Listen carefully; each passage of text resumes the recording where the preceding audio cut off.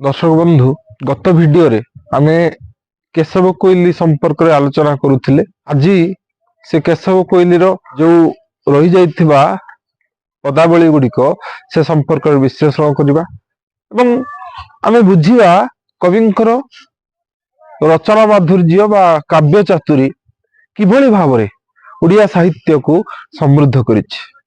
मार्कंड दासଙ୍କ द्वारा रचित केशव कोइली रो जो सब पदावली रही से पदावली चौतीसा आधार रे लिखित एवं चौतीसा आधार रे लिखित पदावली गुड़िक करु क्ष पर्यंत अक्षर को व्यवहार करी बा आद्य रे रखी जो पदावली गुड़िक रचना करा जाए ताको चौतीसा कहा जाए बोली आमे हुए तो जानी छंती। सही आधार रे केशव कोइली रो जो रचना करा जाइछि पदावली सेथिरे आमे गत अध्याय रे दंते न पर्यंत जानिथिले। दंते न पर्यंत जो पद थिला से पद संपर्क रे आमे बुझिथिले। आज आमे आलोचना करिबा परवर्ती पंक्ति गुड़िक संपर्क रे। कवि कहउचंती कोइली लो परम पुरुष मो माधोई पवित्र में होउथिली कृष्ण मुख चाही। कविंकर केते भाव विहलित रचना गोटे माँ की चिंता करुची। माँ माने पिला मानकु जदि माधव थाए माधवी बोली डाकती, केशव थाए केशव बोली डाकती, विभिन्न ना जहाँ पार्टी को भल लगे श्रुति मधुर लगे से ना रे से निज पुओ को डाकी थांती।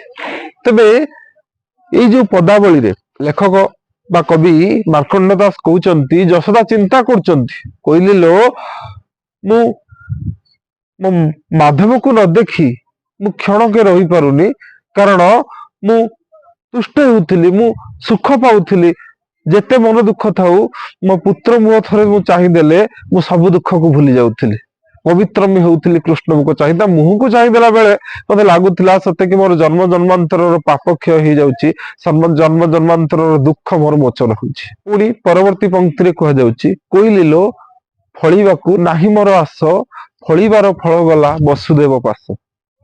लो कोइली जो पुण्य बल रे बा जहाकू नेकी मनीष आशा करे मनीष कर्म कले तो फलर आशा करे ना मु जो पिला मानकु काहेकि संतान संतति मानकु काहेकि स्नेह देइतांती बापा माँ माने कारण तांका मन भितरे थाए केबे ना केबे जीवन अंतिम मुहूर्त रे पिला मानक पाखरु से किछि सेवा पाइबे पिला मानक पाखरु शेष समयटा तांकर सुख रे बितिबो किंतु से सुख बोध तो मो भाग्य रे नाही कारण से फल जे फलिवा कथा से चली गला नंद राजा को छाड़ी वसुदेव पाखकू लेउटी गला।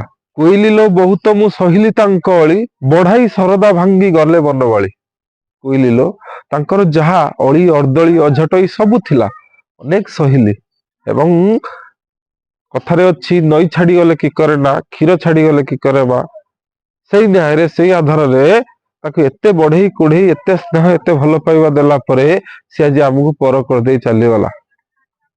मन भितरे जो ग्लानी जो अभिमान अभिमान तो कुआ जीवनी बापा माँ माने तो केबे अभिमान करंतिनी से जो मन भीतर दुख कोइली माध्यम रे प्रकाश करूचंती। कोइली कोन वास्तव रे कोइली कोन दूत की से कोन खबर नै कि जाए कि ना कोइली गोटे संबोधन मूलक काव्य आमे संबोधन करी कोइली को संबोधन करी काहाकू गोटे का दरकार तो मनीष तो काहाकू निजर दुख जणैबो ना दुख कहि देले दुख हल्का हो जाए दुख लाघव हो जाए तेणु कोइली को निजर दुख जणैबा परे से कवि कोइली को किभଳି भाବରେ दुख जणे यशोदा निज मनर वेदना को कहउचंती एथिरे से उल्लेख करिसंती। पुनी कहउचंती कोइली लो भंडी मते गले बेनी पोए भाई बलराम मते नोइले बेडाए। से दी पुओ मोर मते भंडेई की मते ठकेई की चली गले एवं ताकर जो बड़ भाई बलराम मोर जे बड़ पुओ बा रोहिणी नंदन बोली जाको कहंती सी तो गला अंतत पक्षे सी तो मते थरटे कहि पारथांता केबे फेरिबो बोली सी भी थरटे मो मुह को अनेला नाही। कोइली लो मथुरा को जीवी कि मु धाई माधव मधुसूदन आनिबी कड़ाई। पुणी मन भितर आसुची लो कोइली मु कोन मथुरा को जीवी माधव मधुसूदन तांको मु कोन नेई आसीबी कि हां तांको नेई आसंती जानती मथुराटा हुए तो एठी मु धाई धाई की जीवी ताको डाकी पुणी नेई आसी तू पळे चल मो पाखु पळे चल तोर कोन मने पड़ुनी से दिन सब କିଛି ଭାବନା, ଗୋଟେ ମା ମନ ଭିତରେ ଆସୁଥିବା କିଛି ଭାବନା କବି ପ୍ରକାଶ କରିଛନ୍ତି। କୋଇଲି ଲୋ ଯିବେ ଯେ ଆସିବେ ବୋଲି ଗଲେ, ଜଗତ ଜୀବନ ପ୍ରଭୁ ବେড়ାଏ ନୋଇଲେ।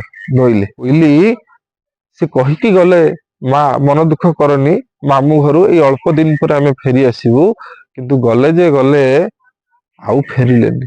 ଆଉ କଣ ମନେ ପଡୁନି? ଆଉ କଣ ସେ ମନେ ପକେଇ ପାରୁନାହାନ୍ତି ତାଙ୍କର ସେ ପୁରୁଣା ଦିନକୁ ସବୁ? କୋଇଲି ଲୋ ରତ୍ନ ବସ୍ତ୍ର ଅଳଙ୍କାର ମାନ, ରାମକୃଷ୍ଣ ଶ୍ରୀଅଙ୍ଗକୁ ଦିଶେ ଶୋଭାବନ।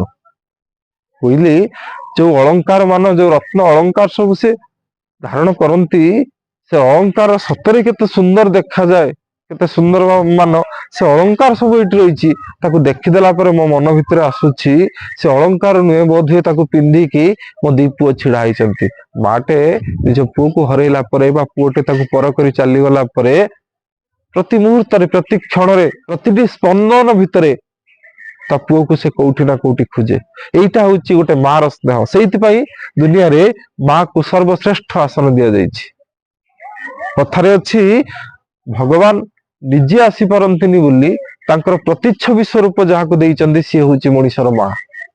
ତେଣୁ ମାର ସ୍ଥାନ କୋଉଠି, ସେ କଥାକୁ କୌଣସି ଶବ୍ଦ ବା କୌଣସି ଅକ୍ଷରରେ ବର୍ଣ୍ଣନା କରିହେବନି। କୋଇଲି ଲୋ ଲକ୍ଷ୍ମୀବନ୍ତ ଅଟେ ନାରାୟଣ, ଲଳିତରେ ନାମ ଦେଲେ ସେ ଗର୍ଗ ବ୍ରାହ୍ମଣ। କୋଇଲି ଲୋ ମୋ ପୁଅ କେଶବ, ନାରାୟଣ, ମାଧବ, ମଧୁସୂଦନ, କେତେ ନାଁ ତାର। ତା ଯୋଉ ନାଁ ଯେତେବେଳେ ଦେଲେ, ସିଏ ବହୁତ ବଡ ଲକ୍ଷ୍ମୀବନ୍ତ ଲୋ, ତୁ ବିଶ୍ୱାସ କର।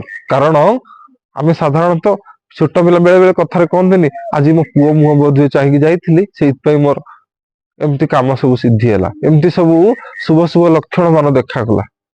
ତେଣୁ ମୋ ପୁଅର ମୁହଁଟା, ମୋ ପୁଅ ହଉଛି ସ୍ୱୟଂ ଲକ୍ଷ୍ମୀବନ୍ତ।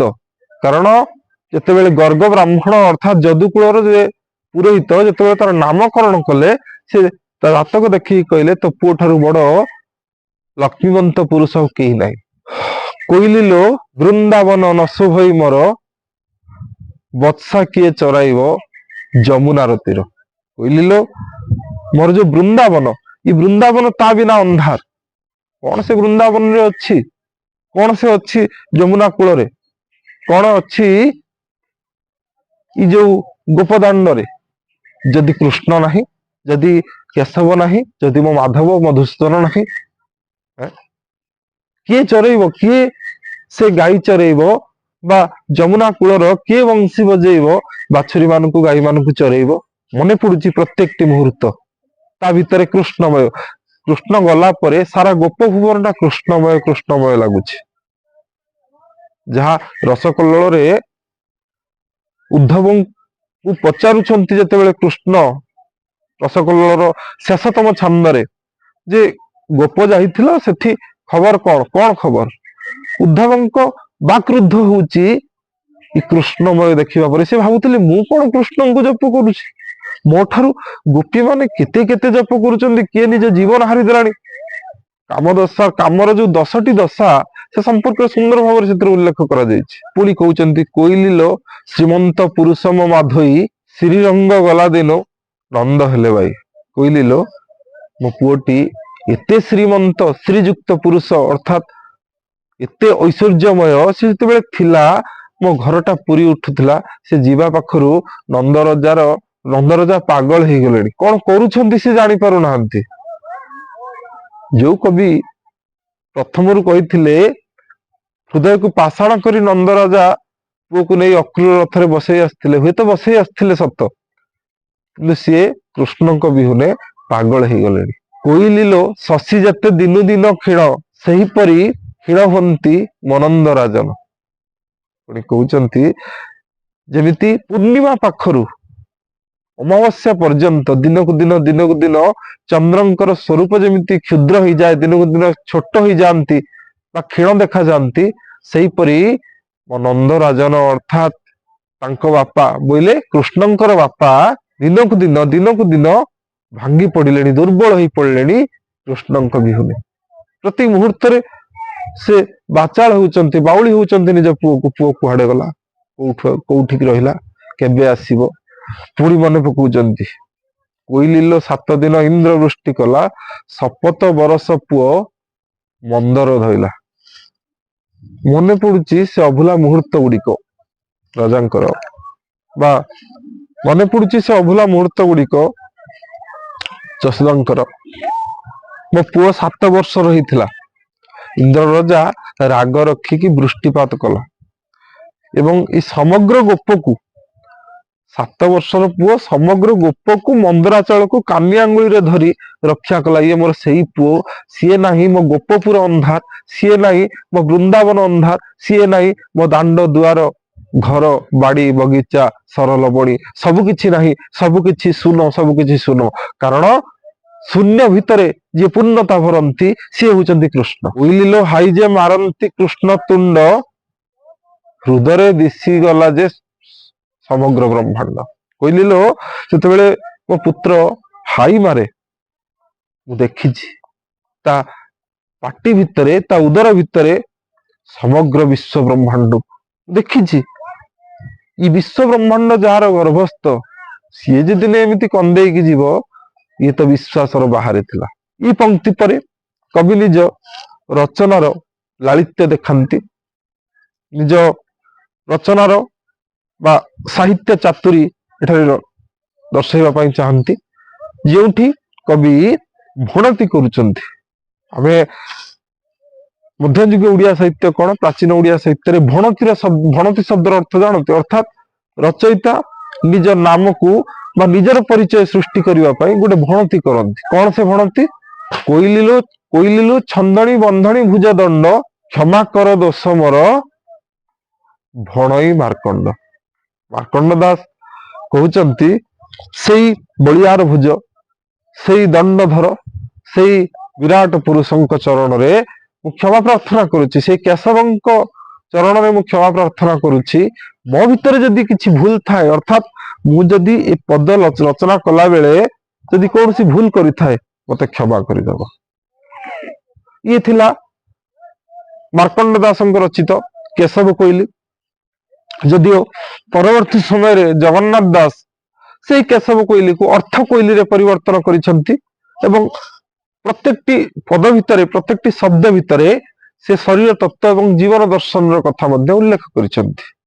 ଓଡିଆ ସାହିତ୍ୟ କ୍ଷେତ୍ରରେ ଚଉତିଶା ହଉ ଅଥବା ଚମ୍ପୁ ହଉ, ଛାନ୍ଦ ହଉ, ଜଣାଣ ହଉ, ଭଜନ ହଉ ବା କୋଇଲି କାବ୍ୟ ହଉ, ପ୍ରତ୍ୟେକଟି କବିତା ଭିତରେ ଓଡିଆ ସାହିତ୍ୟ ଚେଷ୍ଟା କରେ ବା ଓଡିଆ ସାହିତ୍ୟର କବିମାନେ ଚେଷ୍ଟା କରନ୍ତି ସେଥିରେ ସୁନ୍ଦରତା ବୃଦ୍ଧି କରିବା ପାଇଁ, କରିଛନ୍ତି ମଧ୍ୟ। ସାହିତ୍ୟ ସେତେବେଳେ ମାର୍ମିକ ହୁଏ, ସାହିତ୍ୟ ସେତେବେଳେ ହୃଦୟସ୍ପର୍ଶୀ ହୁଏ ଯେତେବେଳେ ସେଥିରେ ଆଙ୍ଗିକ ତଥା ଆତ୍ମିକ ବିଭବ ବୃଦ୍ଧି ପାଏ। ଯେଉଁଠି ମଧ୍ୟଯୁଗୀୟ ଓଡିଆ କବିମାନେ ଏ ସବୁ କରିବାରେ କେବେ ଭୁଲ କରିନାହାନ୍ତି। ଆଜି ପାଇଁ ଏ ବିଷୟକୁ ଏଠି ବିରାମ ଦେବା। ପରବର୍ତ୍ତୀ ଭିଡିଓରେ ଆମେ ଆଉ ଗୋଟେ ନୂଆ ସାହିତ୍ୟ ସମ୍ପର୍କରେ ଜାଣିବା। ସେତେବେଳେ ପର୍ଯ୍ୟନ୍ତ ରହୁଛି, ନମସ୍କାର।